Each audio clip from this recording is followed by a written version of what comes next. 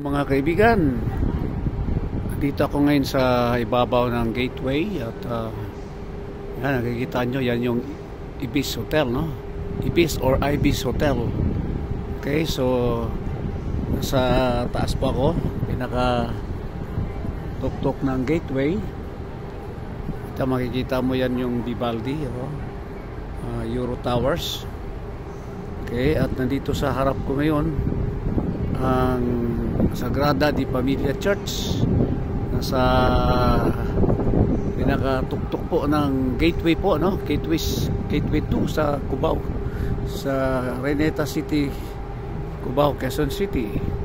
So pag kayo ay napadpad sa Cubao, pwede kayo magsimba, lalo na pag Sunday, dito sa Sagrada di Familia Church.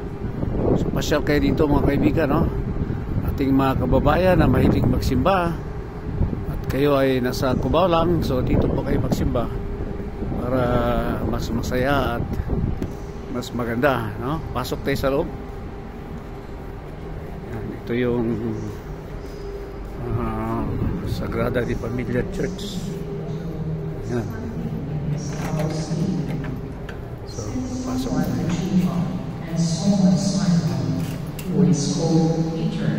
Yan po will speak words to you, by which you and your household will be saved. Ito po yung loob ng As Sagrada di I Familia began to Church. speak, the Holy Spirit fell upon them, as it had upon us at the beginning. And I remember the word of the Lord, how he has said, John baptized with water, but you will baptize with the Holy Spirit. Hindi kayo magsimba dito. If then Sunday. God gave them the same gift He gave to us when we came to believe in the Lord Jesus Christ. So, doon po tayo kanina sa loob. At habang nag-video ako, pwede rin kayo dito umakyat mga kapatid. At umupo dito, mag-relax-relax. Okay? Para ma-relax ang utak. Baka may problema ka o ikaw ay nalulungkot, pwede kayo umupo dito. Okay, marami pong upuan dito. Yan po. So pwede kayong pamasyal dito ng girlfriend mo, mga mahal sa buhay. Markada dito sa taas ng Gateway 2, no? Sa Cubao, Quezon City. Yun po, sa kabila ay may restaurant din po dyan, no? Okay, so hanggang dito na lang siguro mga kaibigan. So balikan natin ng Sagrada di Familia Church. Yan po, no?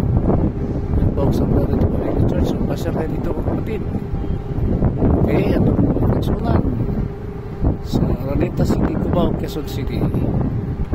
Ito si King Prince para sa Travel 369. Isang magandang vlog na naman, no? Content na vlog.